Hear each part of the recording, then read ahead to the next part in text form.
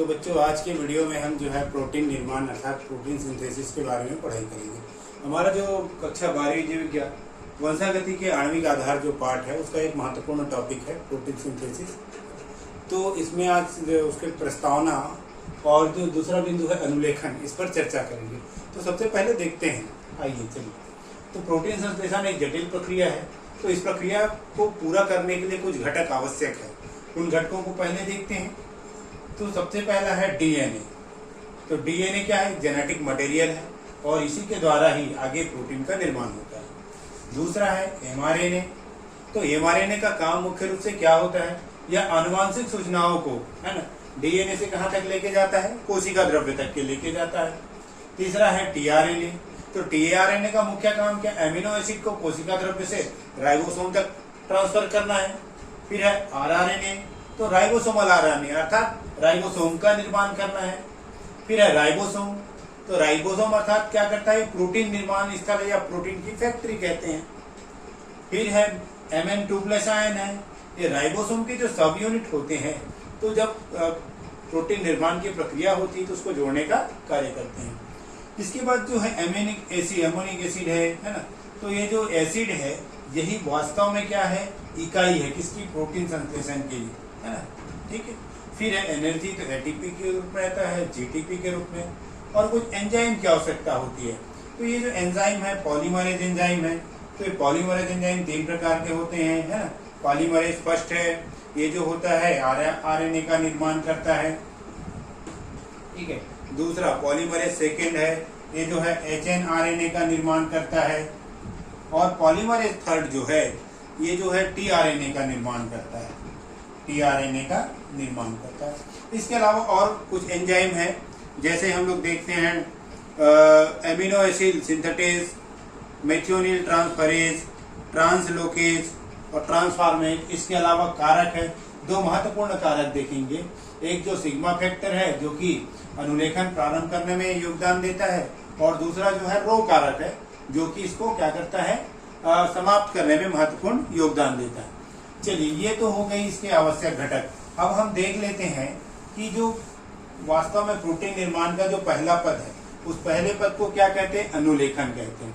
तो जब प्रोटीन निर्माण की प्रक्रिया देखते हैं तो उस प्रक्रिया में हम ये देखते हैं कि कुछ क्या है? इकाइयां हैं जिसको अनुलेखन इकाइयां कहते हैं या यूनिट कहते हैं। तो ये इकाइयां क्या है? तो हम लोग जब देखते हैं कि डीएनए की स्ट्रक्चर को देखेंगे तो इसमें मुख्य रूप से 3 भाग होते हैं। डीएनए के स्ट्रक्चर का जब हम अध्ययन करते हैं तो इस स्ट्रक्चर को देखेंगे, इसमें मुख्य रूप से क्या होते हैं? 3 भाग होते हैं। पहला भाग जो है आरंभक या प्रारंभक कहलाता है। क्या कहलाता है? प्रारंभक कहलाता है। बीच का भाग संरचनात्मक जीन कहलाता है। ये क्या कहलाता है? संरचनात्मक जीन। और तीसरा जो भाग होता है इसको हम लोग क्या कहते हैं? समापक कहते हैं, समापक। तो ये जो जीन की रचना है उसको मुख्य रूप से 3 भागों में बांट। आरंभक वह स्थान होता है जहां पर अनुलेखन की प्रक्रिया प्रारंभ होती है। यदि इंड के हिसाब से देखें, है ना, तो ये जो होता है ये 3 इंड होता है और ये जो है 5 डेज या 5 इंड होता है। तो आरंभक जहां पर प्रोटीन निर्माण की अनुलेखन की प्रक्रिया प्रारंभ होती है। समापक वह स्थान है जहां पर क्या होता है? प्रोटीन निर्माण की प्रक्रिया समाप्त होती है, अर्थात क्या होती है? खत्म होती है।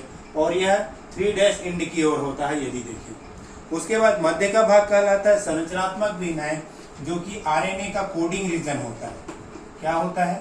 कोडिंग रीजन होता है, अर्थात आरएनए के सीक्वेंस पाए जाते हैं, उसी के आधार पर हम लोग देखते हैं। तो ये बेसिक इकाइयां हैं, पहला प्रारंभक, समापक और संरचनात्मक। तो इसको हमको ध्यान में रखना है। इसके अलावा यदि आप लोग देखते हैं तो डीएनए में हमारे 2 स्ट्रैंड पाए जाते हैं। आपने डीएनए का स्ट्रक्चर देखा है, जैसे पिछली क्लास में भी हमने ये देखा है, डीएनए के 2 स्ट्रैंड देखे हैं। तो इन डीएनए के 2 स्ट्रैंड को जब हम देखते हैं तो ये डीएनए के 2 स्ट्रैंड है ना। तो एक जो स्ट्रैंड है 3 ड्रेस से चालू होकर 5 इंड की ओर जाता है, और दूसरा 5 से चालू होकर कहाँ जाता है? 3 की ओर जाता है। तो ये 2 इंड जो हैं, इन दोनों इंड को जब हम देखेंगे तो यहाँ पर देखिए, अब जो 3 to 5 डायरेक्शन है, अर्थात 3 to 5, इसको हम क्या कहते हैं? टेम्पलेट कहते हैं। क्या कहते हैं, इसको हम लोग टेम्पलेट कहते हैं। ठीक है, तो ये टेम्पलेट की तरह कार्य करता है। और ये जो है कोडिंग स्ट्रेंड है ना, कोडिंग स्ट्रेंड की तरह कार्य करता है। तो ये वाला भाग टेम्पलेट है 3 to 5 वाला, और 5 to 3 वाला क्या है, कोडिंग। तो चलिए अब हम उस पूरी प्रक्रिया को इस चित्र के माध्यम से समझने का प्रयास करते हैं। तो ये हमारा व्हाइट वाला जो आपको दिख रहा है, ये टेम्पलेट हो गया, डीएनए का टेम्पलेट वाला भाग। और जो पिंक आपको दिखाई दे रहा है, ये इसका कोडिंग वाला भाग। अब सबसे पहले क्या होता है, पहले ये भी अभिक्रिया को 3 भागों में बांटा गया है। पहला जो पद होता है इनिशिएशन होता है, अर्थात आरंभन या प्रारंभन। पहला भाग क्या है, प्रारंभन,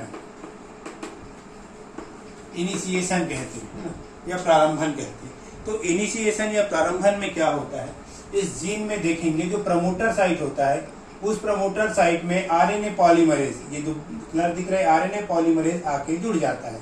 और आरएनए पॉलीमरेज के साथ सिग्मा फैक्टर या सिग्मा कारक आकर के जुड़ता है। तो जैसे ही ये जुड़ते हैं, तो यहाँ पर जो हेलिकल एंजाइम होते हैं, वो हेलिकल एंजाइम क्या करते हैं, ये डीएनए के दोनों जो स्ट्रैंड होते हैं, है ना, इन दोनों को क्या कर देते हैं, अलग अलग कर देते हैं। ये दोनों बिल्कुल जो क्वाइल्ड रहता है, ये क्वाइल्ड रचना क्या हो जाता है, दोनों अलग अलग हो जाता है। तो हेलिक्स क्या हो जाते हैं, खुल जाते हैं। और यहाँ पर फिर अनुलेखन की प्रक्रिया प्रारंभ हो जाती है।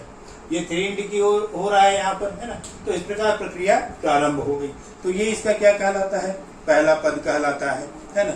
और यहाँ पर देखेंगे डीएनए जो होता है 3 to 5 डायरेक्शन में टेम्पलेट की तरह कार्य करता है। और जो है आरएनए का संश्लेषण 5 to 3 की ओर स्टार्ट करता है। तो पहला पद हो गया प्रारंभन।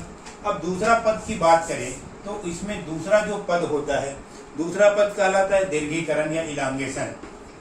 क्या कहते हैं, दीर्घीकरण या इलांगेशन। तो दीर्घीकरण या इलांगेशन इस सेकंड चित्र में हम देखते हैं कि इसमें जो पाए जाने वाले न्यूक्लियोटाइड है, 4 प्रकार के न्यूक्लियोटाइड पाए जाते हैं। तो ये 4 प्रकार के जो न्यूक्लियोटाइड है, यदि नीचे का स्ट्रक्चर आपको दिख रहा होगा तो ये देखिए, है ना, ये डीएनए के स्ट्रैंड है। तो ये जो चूंकि डीएनए के स्ट्रैंड है, तो इस डीएनए के संपूरक ये न्यूक्लियोटाइड आके यहाँ पे जुड़ते जा रहे हैं, है ना। ये न्यूक्लियोटाइड क्या करते हैं, आके इस प्रकार जुड़ते जाते हैं। तो इस प्रकार एक लंबी चेन का निर्माण होने लगता है। तो ये जो नया बन रहा है ना, ये डीएनए है वास्तव में, ये क्या है, एमआरएनए का निर्माण प्रारंभ हो रहा है। तो इस प्रकार देखते हैं पूरा एमआरएनए का निर्माण चालू हो जाता है। आपको यदि यहाँ पर देखेंगे तो येलो कलर में दिखाई दे रहा है। तो ये क्या हो रहा है, दीर्घीकरण हो रहा है, दीर्घीकरण इलांगेशन हो रहा है। फिर तीसरा जो पॉइंट है, इसमें 3 पदों में अभिक्रिया समाप्त होती है। तीसरा पॉइंट यदि देखें, इसको हम क्या कहते हैं, समापन कहते हैं। क्या कहते हैं, तीसरा पद को समापन कहते हैं। तो समापन के समय क्या होता है, जो आरएनए पॉलीमरेज एंजाइम है, वो इसको समापक स्थल की ओर चला जाता है। समापक स्थल में जैसे आरएनए पॉलीमरेज एंजाइम जाता है, वहां पर एक रो कारक, तो रो कारक के जुड़ने के कारण जो ये ट्रांसक्रिप्शन या अनुलेखन की प्रक्रिया है, वो बंद हो जाती है ना। और आरएनए पॉलीमरेज जो है बाहर निकल जाता है और एमआरएनए हमको इस प्रकार प्राप्त होता है। तो इस प्रकार देखते हैं, ये पूरी प्रक्रिया अनुलेखन है।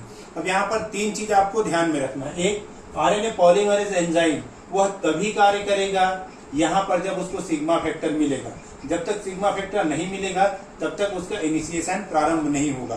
तो सिग्मा फैक्टर के कार्य परीक्षा में पूछे जाते हैं। फिर हम नीचे की ओर देखते हैं रो कारक जो है। तो रो कारक का काम क्या है, मुख्य रूप से इस प्रक्रिया को बंद करना। इसके बिना यहाँ पर भी आरएनए पॉलीमरेज कार्य नहीं करता है। तो इसके साथ आरएनए पॉलीमरेज कार्य करता है।